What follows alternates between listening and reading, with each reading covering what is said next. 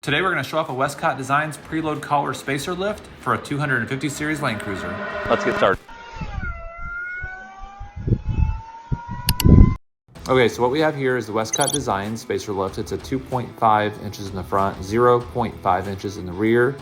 To it, I also have a 5th Gen 4Runner Westcott spacer lift as well, just for comparison's sake on a couple bullet points. And then also I have Toy Tech 1.5 inch level kit for 4th Gen Tacoma / LC250. We'll notate a couple differences between these different kits.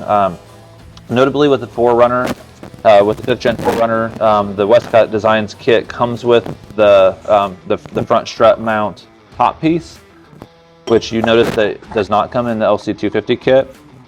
So other than that being missing from the LC250 kit, you do have the piece that replaces your front OEM shock seat, which looks very similar, if not the same to, actually it's a little bit smaller, very similar to a 5th Gen 4Runner. But then you'll notice right here we have the piece that sits on top of the rear spring bump stop. 5th Gen 4Runner versus LC250, significantly larger in size. But all in all, it's kind of the normal Westcott format, which is basically going to be, machined aluminum, CNC machined aluminum, made in the USA, anodized in black.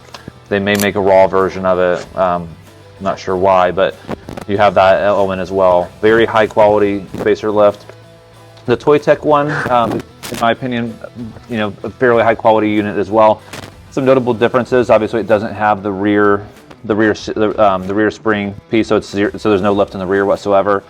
So you just have the 1.5 inch front on this one versus the 2.5 inch front on the Westcott one. So this is a bigger lift. I'm not saying it's better, but it's bigger. This is welded steel, as you can kind of see here, and then of course aluminum. So there could be some vulnerability to rust, maybe someday down the road. But it's 1/4 inch steel, made in the USA. It's powder coated in black. Probably would never have an issue, but there's always kind of that chance of that potentially.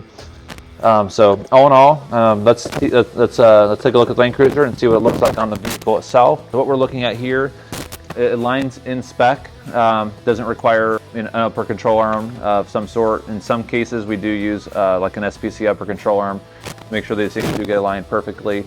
Was not necessary on this particular Land Cruiser, so we didn't do it. Save the cost on that. This is sitting on a set of LT285 6520s, which is basically a 34.6 inch, 35 inch all-terrain tire, Toyota Open Country AT3, and it is 11.5 inches wide. This is a Land Cruiser edition, so this is sitting on a set of 20-inch rims. These are the factory 20-inch rims. Overall diameter, it's 34.6 inches wide.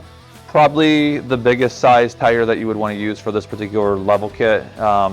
It does have some very, very minimal rub on plastic on both the front and rear of the inner fenders. If you want to go a little bit larger, you'd probably need to be doing a little more trimming.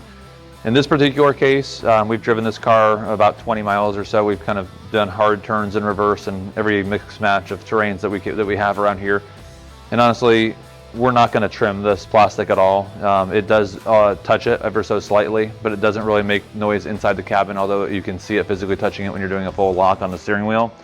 But it's just so minimal that it's not worth really trimming off on it. So if you go up anything bigger than 34.6 inches on overall diameter of a tire, you will be in for doing some minor trimming to make it fit without rubbing. Okay, so then the ultimate question is this going to fit in my garage? And to measure the maximum height on the vehicle, we're just gonna measure from the top of the shark fin antenna. We're gonna get a 48-inch level here, make sure it's level.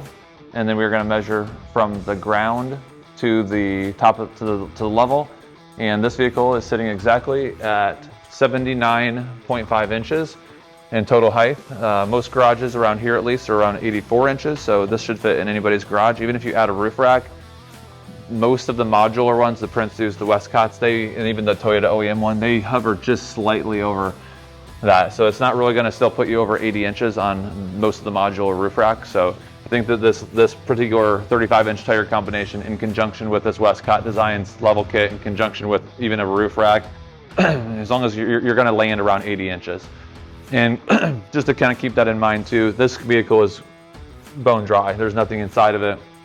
So as you add more weight to it, typically every 200 pounds of weight that you add to the vehicle of cargo, you're going to squat down about another inch or so.